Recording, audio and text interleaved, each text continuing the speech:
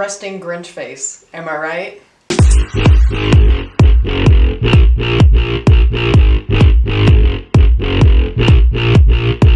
Hey guys, Melinda here. Welcome to December, the last month of the year. I've decided that I am going to kind of do something similar to what I did in October to celebrate Halloween. I'm just going to be having a bunch of fun Christmas content for you guys this month. So every single week, I'm going to be watching a brand new Christmas movie. Brand new as in I've never seen it. Christmas themed or holiday themed movie and reviewing it right here for you guys, as well as 2 Christmas / holiday themed bonus content for you guys. The reason why I decided to do this is because I find myself every single year falling into my comfort zone, which is rewatching all of the classic Christmas movies. So Home Alone, Elf, The Santa Claus, all of those movies I tend to rewatch every single year, and this year I thought I would do something different and try and watch other Christmas movies. So that's what we're doing this month. Today's film, I have a lot to talk about, so we're gonna jump right into it. Today I am going to be talking about the Disney Plus original film, Noelle. This was released last year when Disney Plus launched for the first time, and they released a whole bunch of original content to draw people in and show what Disney Plus can offer. Noelle was a part of that, but I had never watched it and decided that this is the week. And I was not disappointed. Noelle was a very, very cute and adorable film. Before I jump into this movie review, for those of you who don't know, who haven't seen my other videos, I like to review the movie in a way that gives no spoilers, so that way anybody can click onto this video, hear my thoughts, and determine if they still want to go watch it or not. If I talk about anything in specific, it is referenced in the trailer, so you can go watch the trailer, and there you go, that's what the film is about. Just to give a brief summary about what the film is about, we're following this main character, Noelle, who is the sister of Santa Claus. The original Santa had passed away, and her brother is supposed to take on the role as Santa Claus now. She is prepping him to become the great Santa Claus. He's getting really stressed and overwhelmed, so Noelle suggests that he just take the weekend off, and he ends up disappearing. He doesn't come back. The film is about Noelle going to Phoenix, Arizona, which is where he went on his vacay, basically to try and find him and bring him home so that way they can save Christmas in time. That's what the film is about. I have lots of thoughts, so let's just jump right into this. I was nervous starting this film because the very opening sequence is obviously when you see Noelle and her brother Nick as younger kids, and it was very cheesy humor, cliche, bad jokes, bad humor, just all bad and cheesy basically is what I wrote about it. I wrote that it's a groaner is what I would call it, where every time there would be a horrible joke I'd go, oh. So I was nervous going into this film starting that way because I thought the whole film was gonna be like that, but it does get better, which is good. I very much enjoyed that and enjoyed the film as it progressed. Just for some reason, that opening sequence, that opening setting was just groan-inducing to me. I don't know why, just wasn't a big fan of that and wasn't a big fan of the humor that they were trying to portray. But as soon as you get past that, the film gets better, I promise. One of the things that I very much appreciated about this film is how realistic it is. When you think of Santa Claus in the North Pole, your mind goes to his elves are little short people and generally look like kids. In this movie, the elves weren't that at all. They were regular, full, adult-sized elves. Elves of all ages, so you can tell that they live and they grow and they age just like any normal person, which I very much love that they decided to step outside of that stereotype about Santa Claus and his elves. And that is also one of the other things, is that Santa Claus actually dies, and so his son, Nick, has to take on the role as the new Santa Claus. Normally, I feel like you don't see that. Like, Santa Claus lives forever, he's immortal, he doesn't age, and he takes care of the children every single year. But in this film, he dies, and somebody is supposed to take on the role as the new Santa. So I very much appreciate the realism that this film portrays. Very much enjoyed that of this film. And that goes into my next thought, and that's I love the concept of the son, his son, Nick, taking on the role as this new Santa Claus, and he has to go through training and prepare himself to become Santa, and I just thought that concept was absolutely hilarious and unique. I've never seen anything like it before. I think that's what really made it enjoyable to watch, is because we've never seen this kind of Christmas story before. It made it relatable and it was just so funny. It came across hilarious and they did a really good job with it. There are a lot of big names in this film. I was kind of shocked that this film didn't get more recognition, especially after watching it and realizing how good of a story it actually is, that it didn't blow up to be like the next Christmas movie like The Grinch did a few years ago. Just to give you guys an idea of who was in this, we have Anna Kendrick, who plays Noelle, Bill Hader, who plays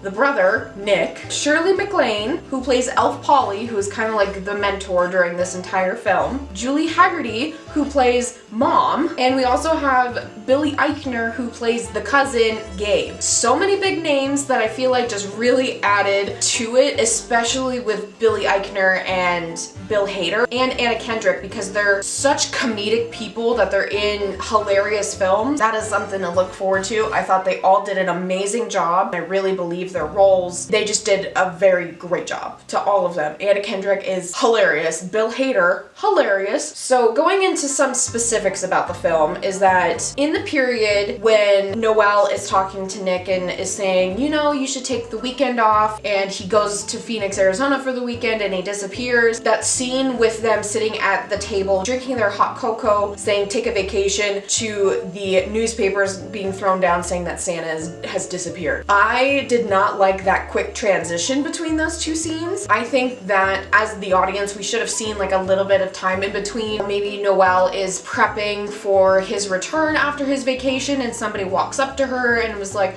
oh, where's Nick? I haven't seen him. And then she could say, oh, he's just gone for the weekend. So then it just isn't as big as a deal and a shock as it becomes. But I just think that there should have been just a little tiny scene in between those two to show the time passing. I like the use of magic and the explanation of it in this film. Usually when you have a story centered around Santa Claus and the North Pole and elves and all of that, there is some kind of magic element that has to be involved. I think this film did a very good job at minimalizing it. It is there, it does exist, but it's not like over the top magic. Noelle and Nick don't have that. They did a very good job at using it and explaining how it works in this universe, and it just wasn't childish. It was very mature. It just worked. It worked so well for the film, and I very much appreciated that. One thing that I don't like is that I don't understand some of the logic behind this film. Noelle goes to Phoenix, Arizona, coming from the North Pole where they don't necessarily have everything. She knows what a cell phone is. She knows what an iPad is. She knows what a private investigator is. So she knows what all of these things are, but yet she doesn't know what sunblock is, and she doesn't know what an icy machine is. I wasn't quite grasping the idea of what she does know and what she doesn't know. It just doesn't make sense to me. It was just bizarre. The things that she didn't know what they were. Just wanted to point that out. One of the biggest issues that I have with this film is how messed up they make the timeline. At the beginning of the film, they say that their dad, Santa Claus, died about 5 months ago. Later on in the film, when Noelle is looking for her brother, the cop that she talks to is saying like, oh, this guy kind of came in on the same reindeer 2 months ago, so you think at this point that 2 months has passed. Fast forward, Nick is saying that his dad died 6 months ago, implying that he had been in Phoenix for a month. I don't know what is going on, if the writers had just forgotten the timeline that they were writing, but their timeline just got so messed up, and it really bothered me because I couldn't figure out exactly when everything was, how long that Nick was in Phoenix. Just, I wasn't a big fan of that, and I really didn't like that. One of the other things that I didn't like is the MacGuffin that they use towards the end of the film. For those of you who don't know what that is a plot device that continues the story forward. I am not going to say what happens because it's a spoiler, but I will say though that the plot twist that they do is unnecessary, did not need it. They could have gone a different route to get to the end end result of the film. A little annoyed by it, very unnecessary, and should not exist. One thing that I do love about this film though is the underlying theme and message of breaking down gender stereotypes. Basically throughout the whole film, they're insinuating and implying that a woman can do anything that a man can do. And I thought that they did a really good job with it. The end result of going with that message and that theme was amazing. I thought they did a very good job of it, and I really appreciated it and I loved watching it. So final thoughts to sum up everything. I would say that this film closely resembles the idea of Elf. Not the exact same story and premise, obviously, because things are a little bit different, but when you think of Elf and Will Ferrell being out in the real world, that's basically what Noelle is kind of about. So they were very similar in that regards, but again, completely different movies, but very similar. That's what I would compare it to. One other thing that I really enjoyed about this film is the fact that they didn't have a love story in it. When it comes to Christmas stories, there's always some kind of love underlying story plot. There was a moment I felt like they were going that route with Noelle and the private investigator that is brought into this story, but they didn't go that route. They just went the wholehearted friend route, which I loved that they didn't make it cheesy and predictable by going that love story route, so good job again on that part. Unrelated, but I just have to say that Snow Cone, the baby reindeer, is one of the best things about this entire film. So adorable, very cute noises that he makes. He just added so much that I absolutely loved. He was adorable. I loved him. I love cute things. Basically, the last thing that I wrote is that this was just a very cute and adorable film. Family friendly. I absolutely recommend for everybody to watch, especially families. I think they would very much enjoy it. There you go. That is Noelle. Again, I thought it was a very well-written story, very cute, very adorable, very enjoyable, and put a smile on my face. I do absolutely recommend this film to everybody. I guess that is pretty much everything. That is all of my thoughts on Noelle. Thank you guys so much for watching, and thank you all for the support. If you like this video or if you like the movie, go ahead, give this video a big thumbs up. It would absolutely mean the world to me. And make sure to hit that subscribe button if you're not already and you want to see more content. Lots more fun Christmas holiday themed content coming this month for you guys, so stay tuned for all of that. And with that being said, I will see you in the next video. Live life, always laugh, and enjoy the journey. Bye.